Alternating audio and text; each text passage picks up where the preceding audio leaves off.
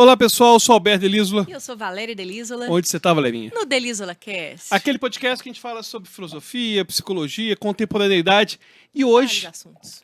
com um tema que é a sociedade do espetáculo. Tema muito bom. A gente tá sendo bombardeado aí, né, por Bebê Reborn, Legendários, redes sociais, enfim, vários temas que vão conectar exatamente com essa ideia do Guy Debord dos anos 60, que parece que foi escrito hoje. Pois é, vai dar pano pra manga, né? Com certeza. Só que antes a gente tem que fazer o quê? Falar dos nossos patrocinadores. Philip Mead, que na verdade é um vinho de mel, hidromel é um vinho de mel, não Uma é delícia. licor, é uma delícia. E você pode comprar aí com o nosso cupom DELCAST. 10% de desconto, hein? 10% de desconto, um presentão. E tem os kits, né? Tem as É. caixas bonitas. Então, e além de vários ser... sabores. tem vários sabores. É, não, é Vários muito bom. sabores. Gente, ó, vale a pena. Aponte aí para o QR Code que tá na sua tela e garanta seu desconto. Não é É mesmo? isso aí. Bom, Delísola Cast com o Felipe Mead. E vamos lá para o nosso tema de hoje, né, Albertinho? Sociedade do Espetáculo, que na verdade teve um livro lançado em 67 pelo Guy Debord, que é uma crítica filosófica e política à sociedade do consumo e à alienação que é provocada pela mídia e pelo capitalismo. E quando ele fala espetáculo, olha que interessante, 1967. O espetáculo não é um conjunto de imagens, mas uma relação social entre pessoas que é mediada por imagens. Tudo a ver com a contemporaneidade, né? Gente, parece que o livro foi feito hoje. É, e é interessante que ele é um livro, não vou mentir pra vocês, tá? Ele não é muito grosso, ele tem em torno de 200 páginas, mas é difícil. É um livro, assim, denso, né? Em termos de filosofia, ele é um autor hegeliano, então, assim, pra quem tá começando na filosofia, talvez tenha um pouco mais de dificuldade na leitura, mas é possível que todo mundo leia, se debruce sobre a obra, que é fantástica, né? É muito bom. E esse autor, o Guy Debord, ele foi filósofo, foi cineasta, é um escritor francês, né? Ele é muito influente. E esse livro dele, que o Alberto comentou aqui com a gente, apesar de ser da década de 60, ele é um livro muito atual, porque ele não se limita a descrever a sociedade do espetáculo daquela época, né? Porque ele poderia pegar os exemplos daquela época, né? Do mundo pós-guerra e tal, e simplesmente elencar ali quais são esses exemplos de sociedade do espetáculo. Mas não, ele faz... isso seria um livro datado, né? Se ele Com colocasse dessa certeza. forma. Mas ele traz reflexões e possibilidades, né? Diante dessa sociedade capitalista do espetáculo, que traz, né? Essas reflexões todas pra gente, que são muito importantes para os dias de hoje, né? Não, sem dúvida. Sem dúvida. Então é um livro atemporal. Não, certeza. e é impressionante que ele vai lidando com os conceitos, mostrando tanto a alienação da sociedade, quanto um conceito do Marx interessante, que é o fetiche da mercadoria. Que a mercadoria, por si só, ganha um valor. Que é aquele negócio do cara, às vezes, querer comprar um iPhone caro, não pelas suas propriedades, mas pelo fato de ser caro. Que é o fetiche da mercadoria. E esse fetiche da mercadoria surge na sociedade do espetáculo, mas utilizando outras variáveis, como a nossa atenção, o nosso tempo.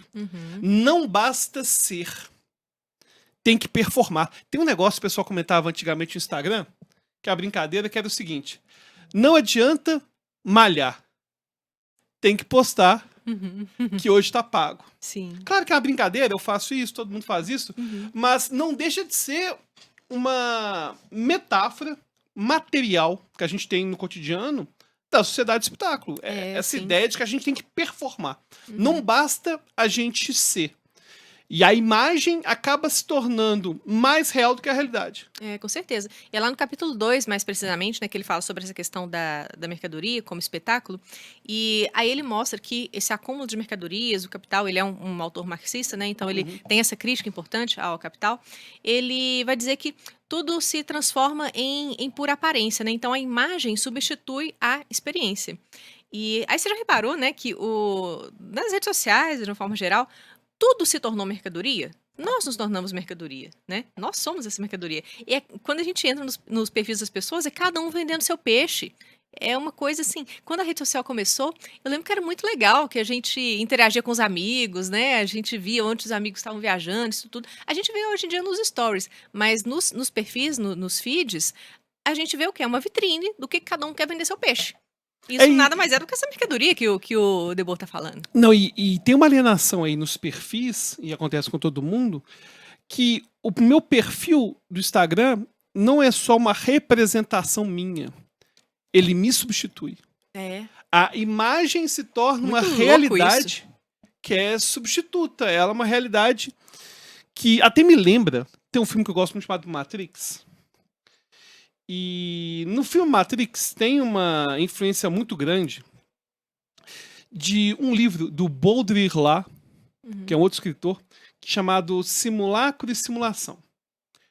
E aí já dos anos 80, ou seja, uma influência clara aí da sociedade de espetáculo, em que ele vai falando que a gente começa a interagir com simulacros da realidade até que a gente se aliena a tal ponto que não existe mais realidade. Até coloca os 4 fases, né, do simulacro, que o primeiro é uma realidade profunda, que é um retrato realista de alguém, por exemplo. Isso é um simulacro.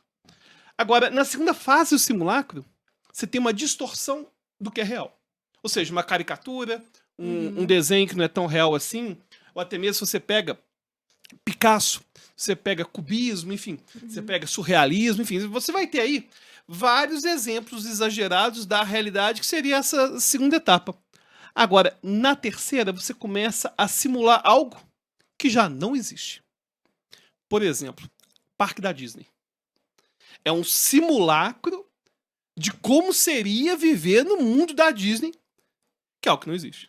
Que seria a terceira fase. Agora, no quarto, a gente começa a ter um negócio que parece que foi escrito hoje, que é o puro simulacro. Ele já não está representando uma ficção. Ele é importante por si só. Ele é uma realidade em si. É aquela pessoa que tá no BBB e vira celebridade por ser celebridade. Não é o médico que se tornou celebridade por ser médico, ou o cantor que se transformou em celebridade por ser cantor, ou até mesmo um BBB que tinha talento. Você pega a Juliette, que canta bem, o Gil do Vigor, que performa bem como comediante, apresentador, enfim. Não. É aquela pessoa que, pela exposição, vai ter os seus 5 minutos de fama. Os 5 minutos de fama nada mais é que o simulacro puro, que é essa hiperrealidade em que a gente já não tem mais uma conexão nenhuma com o real. Não tem um lastro de realidade neste simulacro na quarta fase. É um conceito de hiperrealidade, que é o que a gente vivia no Matrix. O Matrix é essa ideia de que a gente vive uma realidade paralela. É uma realidade paralela, e é uma realidade paralela que tem essa hiperrealidade. Ela é puro simulacro, porque na verdade no Matrix, para quem não sabe, a gente no mundo real tá alimentando máquinas. A gente é só combustível para as máquinas estão devorando o nosso organismo se transforma em energia para as máquinas. Só que a gente está calmo, pacífico, vivendo, interagindo com os simulacros da contemporaneidade, do cotidiano. Essa ideia de que a gente está vivendo uma vida que é uma simulação. Sim, isso tem tudo a ver com o conceito de aparência, né, que o Debord coloca pra gente, porque ele, diferentemente da tradição filosófica, né, que na tradição a gente tem como que o mundo aparece para o sujeito. Então, a gente tem a capacidade de sintetizar o objeto, né, a partir dessa percepção, e aí a gente tem, né, a tradição da fenomenologia e tudo, e pro Debord, ele já vai dizer que se antes, né, a percepção do mundo era através do objeto em si, agora a aprendizagem é através das diversas representações que esse objeto se apresenta no mundo, né? Então, vou dar um exemplo aqui pro pessoal. Se a gente pega um barco como um objeto, certo? Na filosofia tradicional, a aprendizagem do mundo se dá através do meu ato em ver aquele barco, em velejar naquele barco, né? Ou seja, ter uma experiência empírica com aquilo. Na sociedade do espetáculo, eu tenho as imagens do barco num livro de história, que retratam as grandes navegações, por exemplo. Eu tenho um Globo Repórter mostrando os pescadores, né, com os barcos. tenho canoas, eu tenho nas redes sociais as pessoas passeando em escunas, em lanchas, né? E por aí vai, em iates, né? Pegando aí algo mais ostentação, enfim. E essa não é uma experiência real, porque ela é uma representação imagética da coisa. Então, a gente tem um dispositivo na sociedade contemporânea, né, que é uma mediação dessa aparência. Então, você pode ver um vídeo no Instagram belíssimo de um passeio de lancha e ter uma ideia totalmente equivocada do que seja essa experiência, caso você nunca tenha andado de lancha, por exemplo, né? Vou até dar um exemplo de um amigo nosso que, quando a gente foi para Ilha Grande, você vai se lembrar disso com certeza. E a gente fez uma propaganda para ele. Nossa, Ilha Grande, muito legal e tudo, porque a gente ama Ilha Grande, né? Nós fomos quantas vezes para Ilha Grande? Eu nem sei. Nem sei. Muitas vezes.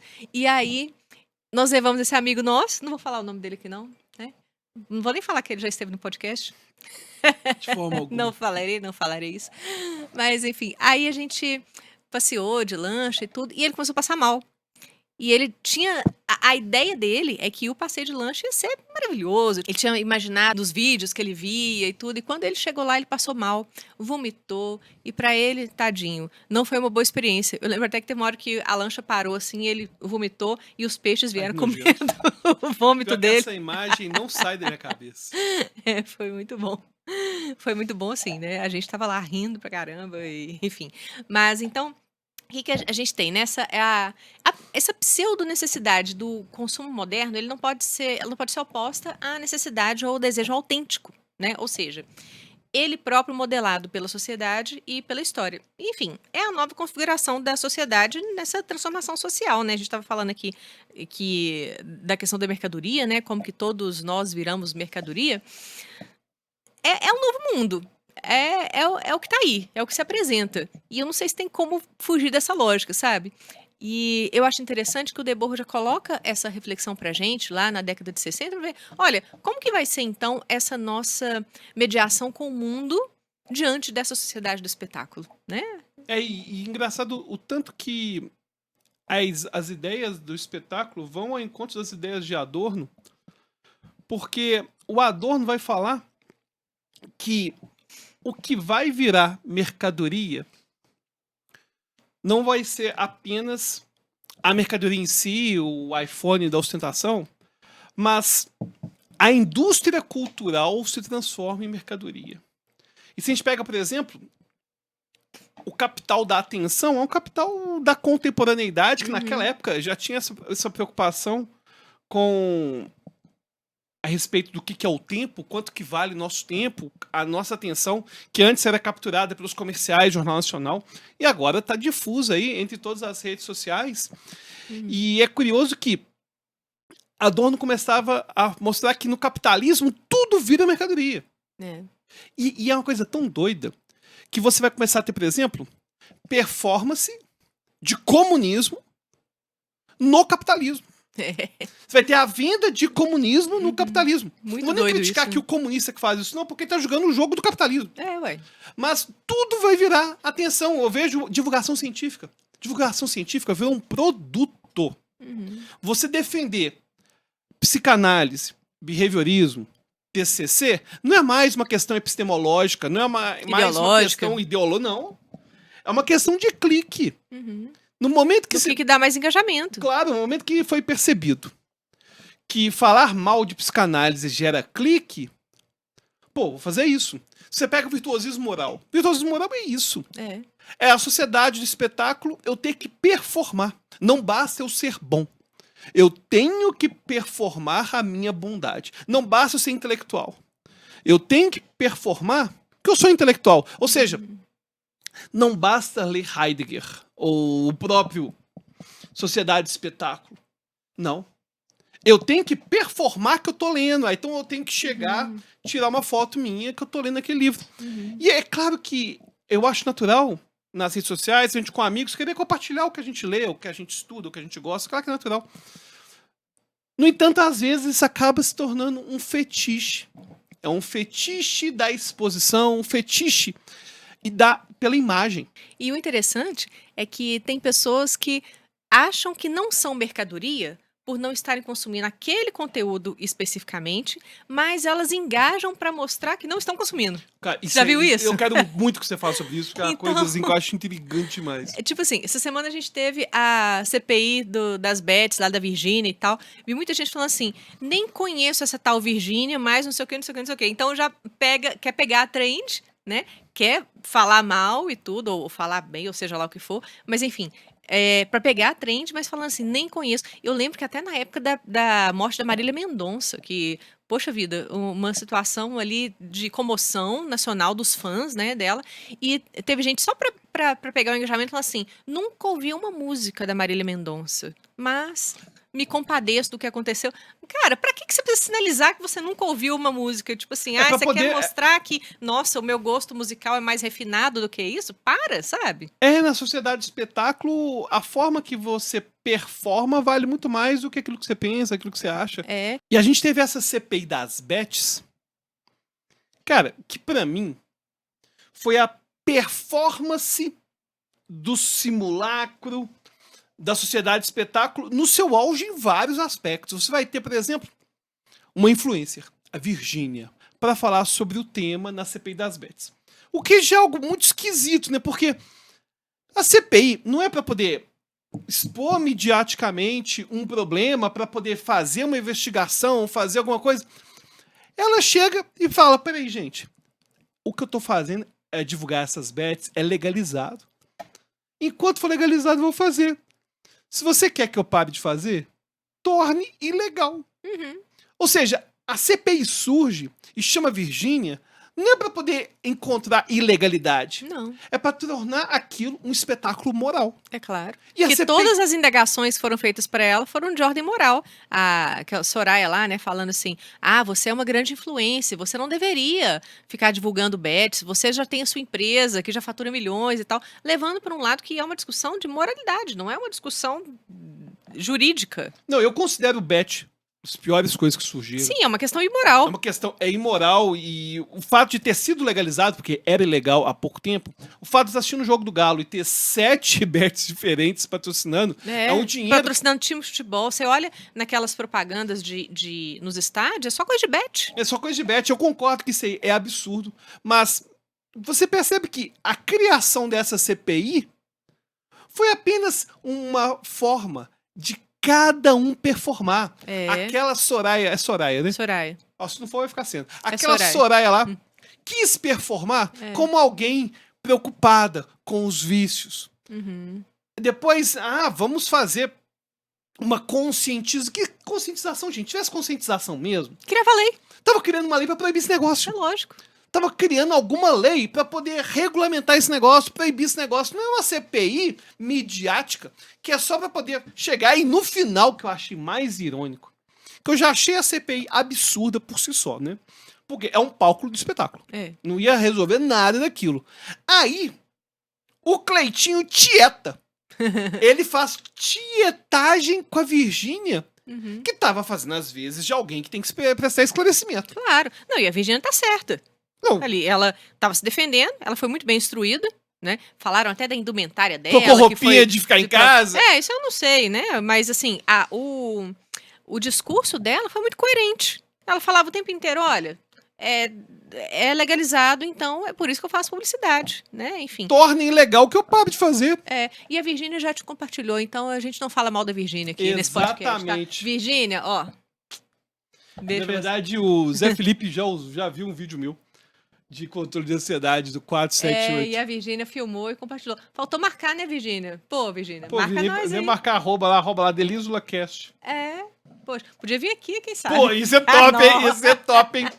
Pô, Fica o convite aí, isso Virgínia. vai ser muito bem-vindo no nosso podcast. E eu até concordo que bet é algo que eu Imoral. considero imoral. Uhum. Mas não é legal. Mas não é ilegal e acabou, cara. Assim Pronto, como acabou. várias outras questões, o Estado não deve ficar debatendo sobre modalidade, não é? Não, claro que não.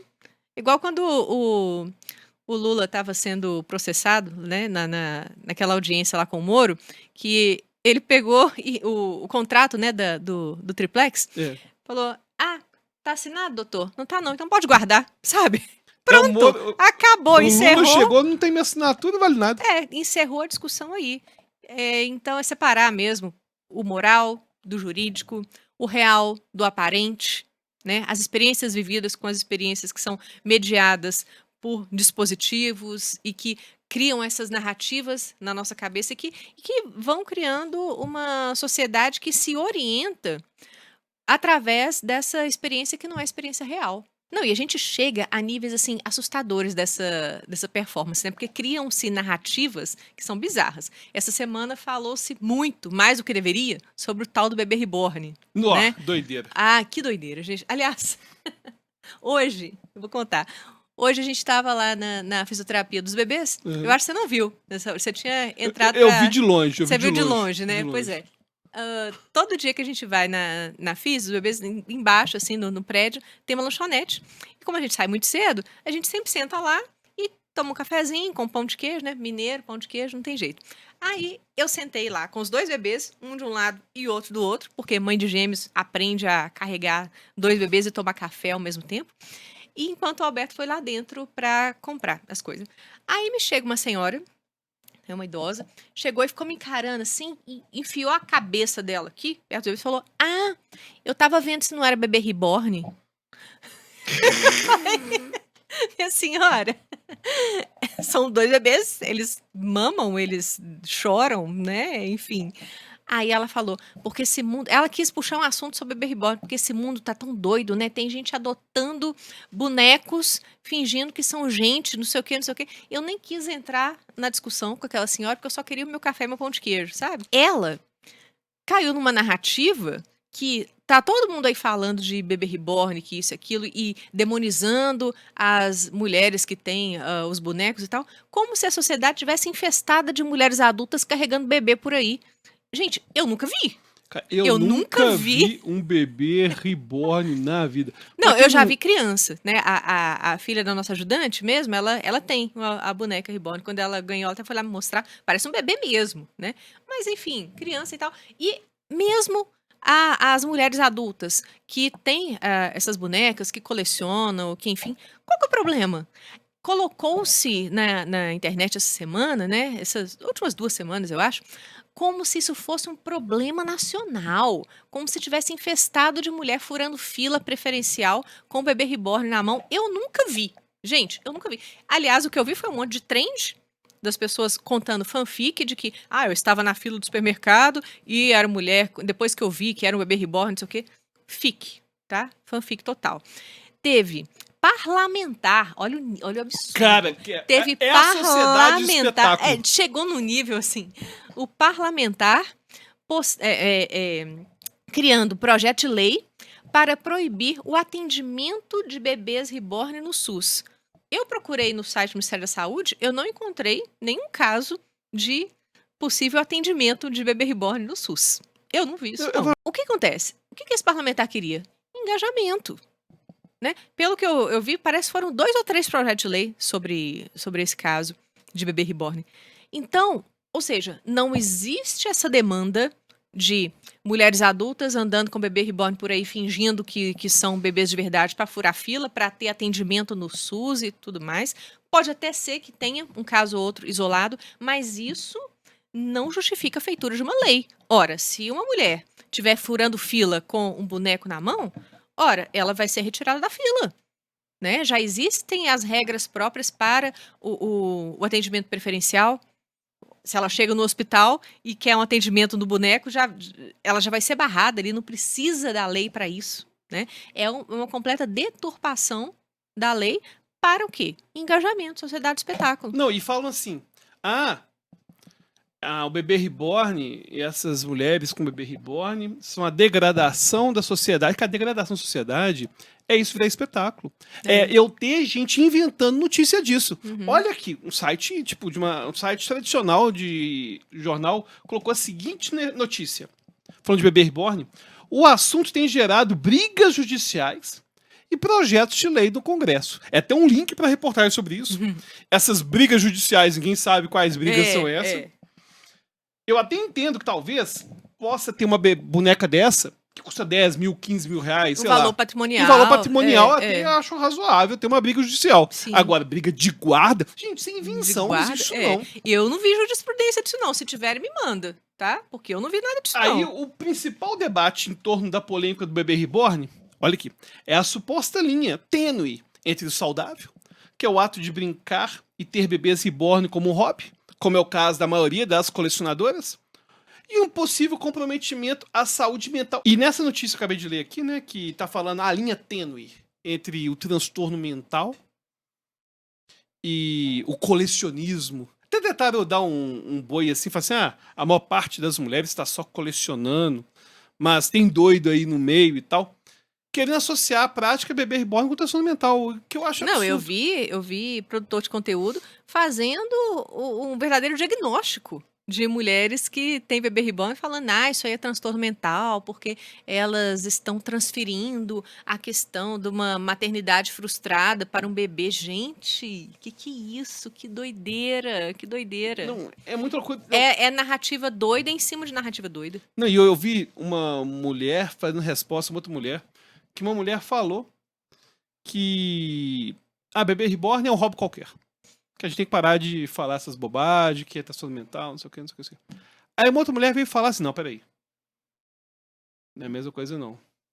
Porque bebê reborn, você tá representando algo que sempre foi da mulher devido ao patriarcado. E começou, No cara. patriarcado. Começou. Meter o patriarcado no meio? Meter o patriarcado no meio Não. de um negócio que envolve ter boneca, que, enfim. Uhum. Olha, eu confesso que a primeira vez que eu recebi um vídeo do bebê reborn, que foi, né, há poucas semanas atrás, 2 semanas atrás, uma semana, não sei, das mulheres fazendo um piquenique, era um encontro, cada uma com seu boneco e tal. Confesso que eu achei engraçado. Eu falei, gente, como assim? Tentando entender, o que é isso aqui? Elas estão realmente achando que transferindo para essa coisa de que é um bebê de verdade e tudo. Mas beleza, passou. Aí depois o negócio começou a escalar. Começou a escalar, escalar, escalar. E eu acho que independentemente de serem colecionadoras, de ser um hobby, seja o que for, elas estão fazendo mal para alguém? Não, né? E aí até nesse projeto de lei que apresentaram, né, agora, um deles era sobre a exceção de que pode ter a presença do bebê reborn no SUS se for o caso de um acompanhamento psiquiátrico ou para ser como que chama aquele que eles falam objeto de valor sentimental? Tem um termo para isso, não tem? Eu me esqueci que agora, mas quando a pessoa tem um objeto de apoio ali. Então, levando para esse lado, enfim. Mas eu acho que isso tudo é uma grande histeria coletiva, sabe? É fruto de uma sociedade de espetáculo que vai escalando para níveis que, né, são assustadores. Tem até o conceito do Richard Dawkins, do meme. Que o meme vai falar que o que é o meme? É uma ideia que vai se transmitindo igual um vírus. E o meme tem uma coisa interessante. É que o meme vai sendo ressignificado, reestruturado. Então, pode aparecer de várias formas diferentes, né? E Parece inofensivo e, de repente, já tem pessoas acreditando naquela narrativa como se fosse verdade. A ponto da mulher lá achar que eu tô carregando 2 bebês reborn na lanchonete. Essa mulher nunca viu bebê reborn na vida. Tipo, há 2 semanas ela não sabia Nem que sabia era o que bebê era. reborn. Mas apareceu no Fantástico. Ela deve ter visto pelo Fantástico. Apareceu no Fantástico? Teve. Foi não vi reportagem que- da Globo. Foi reportagem? A Globo tá surfando nos trends da internet. Meu Deus. Eu achei que era só uma coisa de rede social. Não sabia Não. que tinha ido parar no Fantástico, não. Foi parar no Fantástico. Foi por isso que essa vovó, que eu não acho que ela tem TikTok, que ela tem Instagram. Deve ter. Que isso, As meu vovós filho? estão mexendo no Tem TikTok também, demais. Instagram. Não, TikTok eu não sei, que é uma coisa mais jovem, mas Instagram, Facebook, demais a conta. Aí Ela deve ter visto esse ela rebuliço viu todo. e tá pensando assim, estamos sendo invadidos pelo bebê reborn. Aí toda mulher que ela vê com um bebê no colo, ela deve ficar procurando. Deixa eu ver se é bebê de verdade, se é bebê reborn, sabe? Não, e o pior que eu vi, uma mulher que é de uma fábrica de bebê reborn, assim, que é um negócio bem artesanal, parece. Falei fábrica, mas na verdade parece que é um negócio bem artesanal fazer um bebê reborn. Eu não faço ideia como que Eu não faz faço o bebê ideia também. reborn. Mas ela comentando que começou a receber mensagem de ódio, falando, você tá aí criando esses bebês aí pra esse povo doente, não sei o quê, não sei o quê. E começou a receber mensagem de ódio por trabalhar com bebê reborn. Que doideira, né? Olha o nível que chegou o negócio. Uhum. Eu. Fala-se tanto em empatia, né? E assim, e se dentre essas pessoas tiverem realmente pessoas doentes emocionalmente, precisando de ajuda, né? Enfim, de um apoio. E aí é dessa forma que as pessoas vão demonstrar sua empatia? É fazendo memes, fazendo linchamento virtual e tudo mais? Inclusive, é até comum, sabe? Não tinha bebê reborn. É você pegar, por exemplo, pessoas idosas com Alzheimer, dar uma boneca, Uhum. porque elas começam a ficar infantilizadas, Minha começam a avó brincar, teve uma bonequinha no começa fim da vida, sim. começa a brincar com a boneca É. e tal. Só que o fato é que no Alzheimer não faz muito sentido. Uhum. Investir uma boneca custa R$1.000. Parece que essas bonecas são bem caras, né? Bebê reborn, 1.000, 2.000, Não, 10 minha avó mil. tinha uma bonequinha lá, normal, e ela realmente achava que era filha dela, a Pois boneca. é comum É porque bonitinho, você existe vai um demonizar resgate isso? da infância, porque vai tendo perda da memória recente, vai perdendo, vai ficando só a memória lá do passado. Teve até um vídeo que eu vi uma vez, bem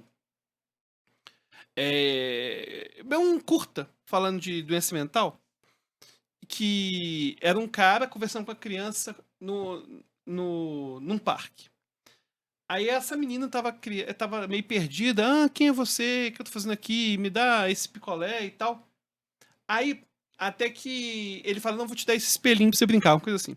Aí dá o espelho, e quando mostra o espelho, é uma pessoa idosa com Alzheimer. Ou seja, o tempo todo tava mostrando uma criança, que é o jeito que ela se sentia, mas quando mostrou no espelho, pra mostrar que era uma pessoa idosa, mostrou no espelho a imagem refletida, e ela fala assim, quem que é essa velha aqui que tô vendo aqui no espelho e tal? São pessoas que vão se beneficiar, de certa forma, da boneca. Eu não vou dizer bebê reborn, porque eu não sei se faria sentido o bebê reborn pra investir, isso. né? É porque quem tá querendo comprar isso, ou é uma criança que quer ter um bebê desse, uma boneca, enfim. Essas bonecas são cada vez mais sofisticadas. Ou alguém que coleciona. Né? Alguém que coleciona, e enfim. E qual que é a diferença dessas mulheres adultas que colecionam para homens que colecionam super-heróis, carrinhos e têm hobbies, né, de infantis? E qual que é o problema? Eu não vejo problema nenhum. Pra mim é tudo a mesma coisa, gente. E a gente querer problematizar isso... Não, patologizar, agora, que é o pior ainda. Na verdade, essa patologização é só mais um espetáculo. Só mais um espetáculo, claro. Pra mim, o que mais me incomoda não é nem a patologização.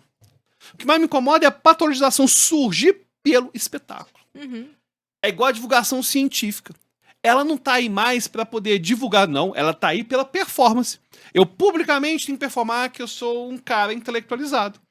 Publicamente tem que performar que eu estou preocupado com essas mulheres que estão com o bebê reborn. Com a sociedade, os rumos que a sociedade está tomando, como se fosse o fim do mundo, sabe? Como se fosse a pior coisa do mundo. Gente, a pior coisa do mundo é a violência, sabe? É tratar mal as pessoas, Eu até uma série de concordo coisas. que a tecnologia tem trazido problemas que a gente não tinha antes, como o problema da atenção.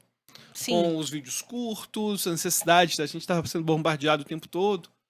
Mas nem isso a gente demoniza desse jeito, igual tá acontecendo com o bebê reborn. A gente tá defendendo o bebê reborn aqui, ó. Estamos defendendo o bebê reborn. Mas é foda. Antes de surgir essa trend, eu nem fazia ideia que é bebê reborn, eu nunca tinha ouvido falar em bebê reborn. Se for ir na rua, o que eu acho engraçado é o seguinte... Há um mês ninguém sabia que era esse negócio. Agora tá virando uma ameaça à sociedade. Agora já tem senhoras enfiando a cara no meu colo pra ver se os meus filhos são bebê reborn. Pelo amor de Deus. Por causa de uma narrativa que ela viu na internet, achando que a sociedade tá infestada de mulheres adultas carregando bonecos por aí. Gente, eu não vi, tá? E eu nem acho essas bonecas muito bonitas, não, por conta de um fenômeno chamado Vale da Estranheza. O que é esse fenômeno? Ele também envolve animações em filme, enfim, tudo mais, que é o seguinte. Quando você tenta reproduzir algo que é muito humano, a tecnologia vai avançando, vai ficando tão parecido com o que é humano. Real demais, né? Tão real, que a pequena diferença que você percebe que não é humano, dá uma estranheza. O Vale da Estranheza tem a ver com você olhar um negócio e ficar meio toshio, meio... Tipo aquelas fotos do século XIX de neném morto que eles faziam. Sabe, eles pegavam, pra quem não sabe, era comum, né? Como, enfim, Eles queriam ter uma lembrança da criança que tinha morrido. Gente adulta mesmo morria. Sim. Morria, você colocava lá o corpo e tirava uma foto com a família, colocava durex. Não, e fazia até um olhinho. Tinha pessoas especialistas em fazer maquiagem na pálpebra aqui de um Pra olhinho. pintar o olho. É muito assustador. É um negócio Toda vez que meio fala mórbido, de bebê sabe? reborn, eu lembro um pouco desse negócio, sabe? Eu lembro um pouco dessas coisas, mas enfim, é gosto. É gosto, pois é. Eu coleciono videogame, eu poderia ter, por exemplo, a gente já foi, eu já até dei palestra em festival de anime. Tava todo mundo vestido lá com os negócios de anime, roupa de Goku, Naruto. Nós fomos, inclusive, fantasia. A gente foi, você foi de Lush, Foi. de Dragon Ball, eu fui de Tenshinhan. Aham. Você raspou o cabelo na época. Eu raspei, cara, e foi tão doido que eu raspei o cabelo em 2007 pra participar desse negócio. Só pra participar desse negócio. E fui chamado pro Fantástico uma semana depois. Foi. É por isso que quando você vai no YouTube, eu tô com a máquina zero no Fantástico. Foi por causa do festival de anime. Foi por conta do festival de anime. Aham. E ainda falando dessas trends, outro que pra mim também tem a ver com a sociedade do espetáculo, essa questão da performance, é o movimento Legendários. Cara, o movimento Legendário é bem interessante, que é uma iniciativa cristã voltada exclusivamente para homens, que foi fundada dia 23 de julho de Dia do 2015. meu aniversário. No dia do seu aniversário na Guatemala, Ó. por um pastor chamado Chepe Putsu, da igreja Casa de Dios. E eles falam que o propósito é promover a transformação pessoal e espiritual dos participantes, incentivando-os a se reconectarem com sua fé e assumirem papéis ativos em suas famílias e comunidades. Aí, enfim, aí tem vários eventos que eles fazem. Tem uma imersão aí que é chamada de TOP, que é Track Outdoor de Potencial, que é uma imersão de 4 dias na natureza, que combina desafio físico, emocional, espiritual. Aí aquele negócio de subir na montanha, enfrentar desafios e tal. E tem ticket desde R$80 mil a R$1.600. Eu não sou vendedor, não sei a diferença dos tickets. Agora, o que mais me intriga do movimento de Legendários não é isso. Não é o pessoal subir na montanha. Não é o pessoal fazer trilha. É comum as pessoas fazerem isso. É comum. Eles estão querendo gourmetizar o retiro espiritual de jovem. De jovem sempre teve isso, do pessoal juntar, fazer um retiro espiritual numa fazenda, no alto da montanha. O que me intriga não é isso. Tem muita gente criticando isso, sabe? Ah, que é uma coisa cristã, o cara sai de casa pra virar cristão, enfim, que é uma coisa esquisita. O que realmente me intriga não é nada disso. Eu acho natural ter um movimento como esse. Eu não pagaria 80 conto pra ir, mas enfim. O que me intriga é a performance. É isso virar parte da sociedade do espetáculo. Não basta você ir no Legendários, ter a sua experiência espiritual, não. Não basta ir no culto, não. Você tem que, de certa forma, mostrar nas redes sociais que você é especial, que você é parte do Legendários. Você tem que ter um adesivo Legendário no seu carro. Tem até Legendário, tem um adesivo Legendário de mulher. Tipo, sou esposa de Legendário. Ah, mentira. Tem. Tem isso? Tem. Nossa senhora. E... Se você fosse um legendário, eu ia ter vergonha. Pois é, Eu não ia ter adesivo, não. eu acho esquisito. E o que eu acho mais louco, ainda falando de cristianismo, e lembrando do Iago Martins, que é nosso amigo, que é pastor, até chegou a fazer um vídeo falando teologicamente disso. Não vou nem entrar aqui no mérito que o Iago entrou, por ser da seara dele, de que é estranho você precisar ir na montanha para se tornar um bom pai, para se tornar um bom cristão. Ou seja, eles falam assim, estamos aqui na montanha para recuperar nossa família, já traí minha mulher, não sei o quê, mas agora na montanha eu me encontrei com Jesus, com Deus. E aí eles têm, né, os lemas deles. Legendários, o que somos? Homens inquebrantáveis. Para que estamos aqui? Para fazer história. A serviço de quem? De Jesus. O que vamos fazer? Dar a vida pelos nossos amigos. Bom, esse negócio de dar a vida pelos nossos amigos eu acho esquisito. Mas o que eu acho estranho é que para ser bom cristão, tem que estar no negócio desse? Eu acho que não. Eu até entendo esses encontros na natureza como uma expressão da cristianidade, da cristandade, expressão da espiritualidade. Isso existe em toda religião. Esse negócio de fazer você sair um pouco do dia a dia corrido para refletir, para pensar. Eu até acho razoável se o cara sozinho com homens ou sozinha com mulheres, para, enfim, sair do ciclo do dia a dia para voltar com uma pessoa melhor. O que me intriga mesmo, é essa questão do espetáculo, é essa questão de que eu sou especial porque eu sou legendários. Uhum. A questão é a narrativa, né, que você coloca, porque o que incomodou não foi a escalada, não foi o valor que eles pagaram, né, enfim, cada um sabe o que faz com o próprio dinheiro, se a pessoa quiser rasgar dinheiro, ela faz o que ela quiser, mas foi o fato deles terem se colocado como heróis de uma narrativa, né, aí acho que foi isso que incomodou, e aí causou todo esse furor, né, coletivo, não, realmente. Não, e ainda, pra finalizar esse negócio dos legendários. Cara, eu não sei o que é pior. A necessidade de eu divulgar e publicizar que eu sou um legendário? Ou a necessidade de eu publicizar que isso é um absurdo? Uhum. Aí você vai ver, se você pegar, olha a sociedade de espetáculo, canais do YouTube de direita e canais do YouTube de esquerda. O que alimenta o espetáculo da esquerda são eventos da direita. O que alimenta os espetáculos da direita são eventos da esquerda. Eles se retroalimentam. Você vai pegar, por exemplo, pegar aqui um exemplo de cada. Eu já falei do Legendários, né? Que alimentou muito os canais do YouTube de esquerda. A gente teve, por exemplo, o Branca de Neve, que foi uma refilmagem, assim, que parece terrível. Não assisti, tenho vontade de assistir a zero. Enfim, eu não tenho muito a que assistir, não. Mas a direita criticou algo que é o seguinte: a representatividade, a questão de identidade, que muitas vezes é importante no cinema, foi na frente de tudo. Foi na frente de roteiro, foi na frente da qualidade, enfim. Pegaram e, em vez de se preocupar em fazer um bom roteiro, fazer um bom filme, quiseram militar, mas da pior forma possível. Porque uma coisa é você pegar um filme, por exemplo, Pantera Negra, que é um filmaço, que o protagonista é negro e é um super-herói. Não, aquele é bacana demais. Isso é uma coisa. E é importante ter esse tipo de representatividade. É importante a criança negra falar, pô, eu sou um super-herói também. Sim. Tá, mas eu colocar isso na frente do roteiro, na frente da qualidade Parece artística... que os anões não são de verdade, né? Pois, como é que foi cara, esse negócio mesmo? Os anões, essa história é muito boa. Os anões, e eles já estavam previamente contratados. Já tinham 7 anões já lá. tinham 7 anões. 7 Sim. anões. E parece que não pode chamar de anão mais também, não. Eu tô por fora, enfim. Pessoa com nanismo. Pessoas com nanismo. Aí o que acontece? A Branca de Neve é 7 pessoas com nanismo? Isso. Não dá o nome do filme também? Eu não sei. Mas eu acho que é só Branca de Neve agora. Ah, tá. E aí o que acontece? Aquele anão de Game of Thrones fez um Tyrion. discurso. O Tyrion.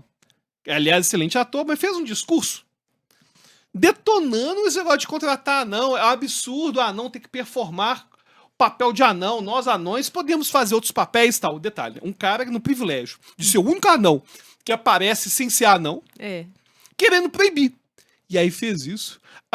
Os Hollywood pensam, não, peraí, é absurdo mesmo. E mandou embora os anões. Os Os anões 7 anões que ia ter ficaram sem cachê. o seu momento.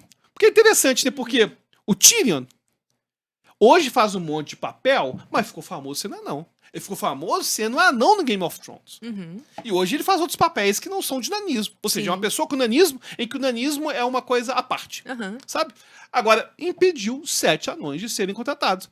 E aí... O momento de fama deles acabou. Aí foi o quê? Representação gráfica, os anões? Pois é, aqueles negócios absurdos de... Meu Deus. Representação gráfica. E aí a coisa mais doida é o seguinte. O Branca de Neve tem alimentado os canais de direita. Da mesma forma que Legendários tem alimentado os canais de esquerda. Sim. Os canais de esquerda e de direita ganham notoriedade mostrando aquilo que eles supostamente odeiam. Mas aquilo que, se não existisse, eles nem existiam. O que mantém a existência deles, a relevância deles, é justamente isso. Você pega, por exemplo, a queda que a gente teve de audiência no YouTube com o fim do Bolsonaro. Quando o Bolsonaro estava bombando, os canais de esquerda estavam crescendo. Bolsonaro saiu do poder, os canais de esquerda começaram a ter dificuldade de ficar criando conteúdo. Ou seja, na sociedade do espetáculo, a direita, a esquerda, todo mundo vai performar e geralmente vai ficar performando em cima daquilo do outro. Certo? Não é mais falar daquilo que é importante para ele, não é mais performar em cima de seus valores. Não é só isso. performar, é a performance pela performance, sabe? E eu acho isso muito esquisito. Ah, com certeza. E, repito, né? Se você compartilhou e falou sobre isso, e tudo mais, você também é mercadoria. A gente falando sobre isso aqui Pois é. é o E quê? isso que é Mercadoria. A sociedade do espetáculo é isso. É a indústria dessa imagem Não, que é vendida. e esse episódio é um paradoxo. É um Porque a paradoxo. gente está usando o YouTube, Aham. que é a massificação do espetáculo da rede social, junto com o Instagram, com o Sim. TikTok, A gente tá criticando, para porque criticar a sociedade do se espetáculo. você reage, compartilha, critica, se você participou de alguma forma, você é mercadoria. A rede social, o YouTube, o Instagram, é igual o cassino, ele ganha sempre. É. Ele ganha com quem é a favor, ganha com quem é contra, ganha todo mundo. Tem até uma frase do Debord que ele diz assim: no mundo realmente invertido, o verdadeiro é um momento do falso. Pois é. Que teve uma versão cinematográfica, que aliás tá até no YouTube, eu até assisti a do YouTube, que o Debord fez em 73, que ele tá recitando trechos do livro. Basicamente isso, as teses dele. Eu não assisti. Ele tá bom? recitando. É bom, só que tem um negócio mega interessante, que não vai ter no livro, que ele usa uma técnica chamada détournement. O que é détournement? Vou até jogar aí na tela aí, pra vocês verem uma imagem da Coca-Cola. Já viu aqueles comerciais da Coca-Cola fake que mostra assim, viva a Coca-Cola, aí coloca lá, viva com diabetes, viva com... Você pega uma imagem, que é uma imagem, na verdade, de algo que você quer criticar, só que usa ela deslocada como se fosse um novo sentido.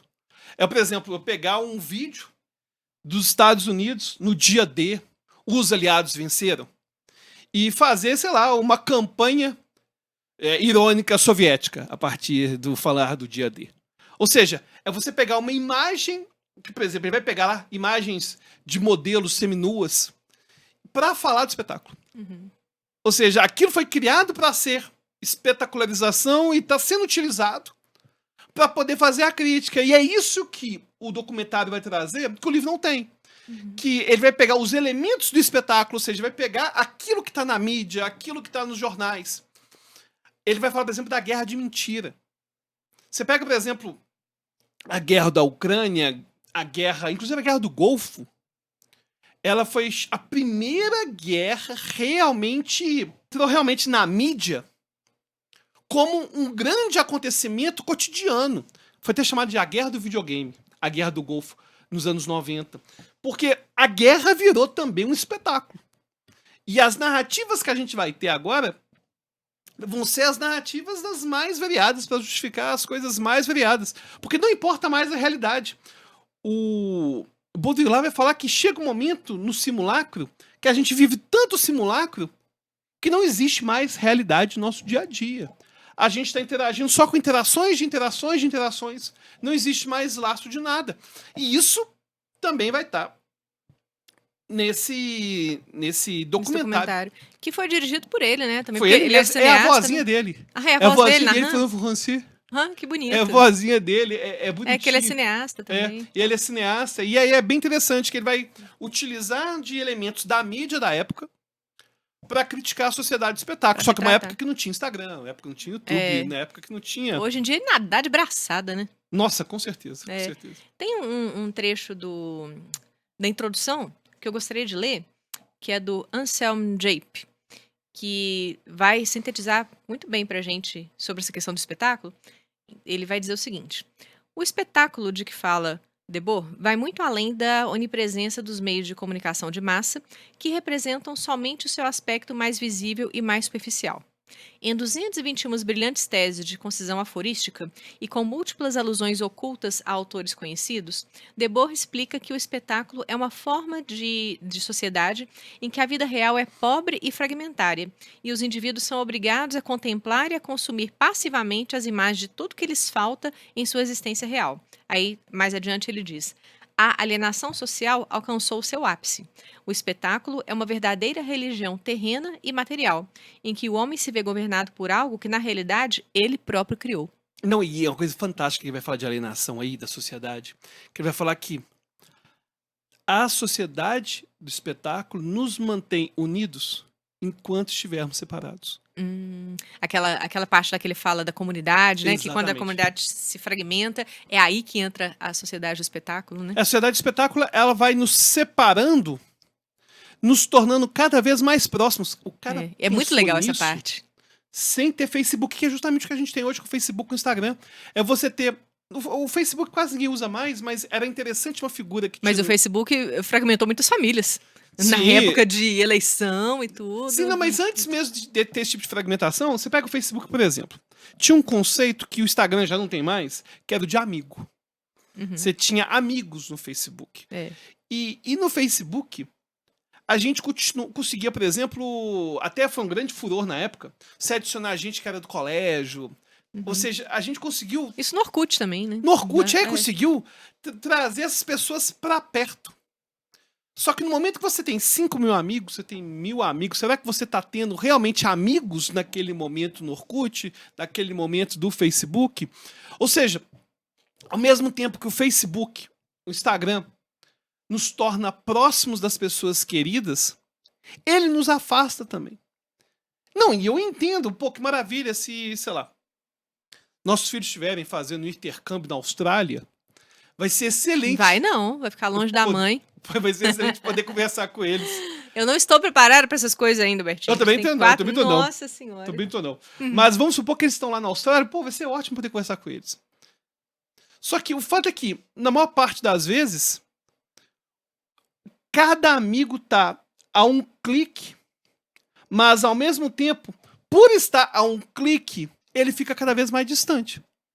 E a gente vai tendo comunicações, interações cada vez mais superficiais, cada vez mais distanciadas e cada vez mais unidos pela separação que a sociedade de espetáculos promove. Uai, a gente mesmo. Eu antigamente conversava muito mais com as minhas amigas por telefone, né? Do que agora. E às vezes eu me pego pensando assim, gente, como que. Às vezes eu quero saber de uma amiga minha, como que ela tá e tudo. Eu vou lá no Instagram pra olhar o stories dela. Não é mais fácil eu ligar e saber, oi, como que você está? Enfim, ninguém liga mais pra ninguém, né? E ninguém visita mais ninguém. Ninguém me visita, mais ninguém. Aí, se eu quero conversar, eu comento no Stories e a gente vai conversando ali e tudo. Isso é muito louco, né? Amigas próximas, amigas que há poucos anos atrás aí eu ligava e a gente conversava, e aí, como você está? Enfim, hoje em dia eu tenho pouquíssimas amigas em que a gente se liga mesmo pra bater papo. É tudo mediado por essa sociedade do espetáculo, né? Não, e a quantidade de grupo que a gente acaba criando, tentando restabelecer vínculos antigos. Às vezes cria grupo do pessoal que estava no colégio na infância, enfim, cria esses grupos antigos. Porque pra gente acaba sendo suficiente saber que essas pessoas estão à distância de um clique. Mas isso não faz a gente se encontrar mais vezes. Não. Isso não faz a gente ter mais interações reais com essas pessoas. E a gente lá vai performar. Eu lembro que teve uma experiência engraçada, eu tava num grupo de interações antigas do colégio, e chegou uma hora que começou a performance da paternidade. As pessoas começaram a performar paternidade. Era só alguém... Era grupo de WhatsApp? Grupo de WhatsApp, Era só alguém falar alguma coisa, até com boa intenção mesmo, tipo, de compartilhar e tal. Ah, meu filho fez a primeira comunhão. Ah, o meu filho já fez. Alguém começava um negócio que aquela inundação. E grupo de mãe, você tem que ver, o povo fica disputando o que o filho já fez, já faz, e, enfim. Eu participo de alguns porque são muito bons pra gente pegar indicação de médico, coisa assim, mas tem umas discussões que, pelo amor de Deus. Sem chegar assim, olha, não sei o que fazer, Rafaelzinho, Beatriz, como que faz pra nosso filho de 4 meses a gente bloquear a internet deles? Eles estão acessando coisas que não podem, como que eu bloqueio? Jogar isso lá só pra eles poderem ficar, oh meu Deus do céu, ela já tá acessando a internet. É tipo isso. Na sociedade de espetáculo, algo que o Guy Debord já percebia é o tanto que a atenção virou capital. O tanto que o tempo virou um capital. Ele fala que o nosso tempo foi sequestrado, né? Que antes o tempo era vivido, era cíclico, era comunitário. Ele fala muito dessa questão de comunidade, né? E hoje o tempo é esvaziado. É uma repetição sem fim de eventos insignificantes. Se você aí, na sua casa, reparar quanto tempo você passa por dia no celular, né? E aí você fica ali horas, né, rolando a tela e passou. O tempo pode passar do dia inteiro, você não fez nada, você só ficou ali rolando a tela, vendo coisas insignificantes. E hoje em dia não tem mais uma memória, né, das coisas, tudo é instantâneo, tudo é descartável. Ontem a gente falava de Legendários, Bebê Reborn, amanhã já surge outra pauta do nada, e assim esse tempo, né, espetacular, ele vai surgindo sem profundidade, sem uma reflexão, e por aí vai. E essa falta de história, ela impede a mudança, né? Porque como que a gente vai mudar uma sociedade que esquece o que ela viveu ontem? Essa falta de memória. A gente não está criando memórias fecundas, a gente está vivendo um tempo muito volátil das coisas. Então, o espetáculo, essa sociedade do espetáculo, ela nos prende ao presente, né, de uma forma eterna, de distração. Então, É, isso é muito louco. não, e é uma coisa muito louca que a gente está sempre mais preocupado com o que a gente vai mostrar do que aquilo que realmente está vivendo. Às vezes, por exemplo, você foi para a praia, choveu o dia inteiro, mas no finalzinho estiou e ficou um pôr do sol bonito, aí você coloca assim, só a foto assim, nada como estar aqui neste paraíso.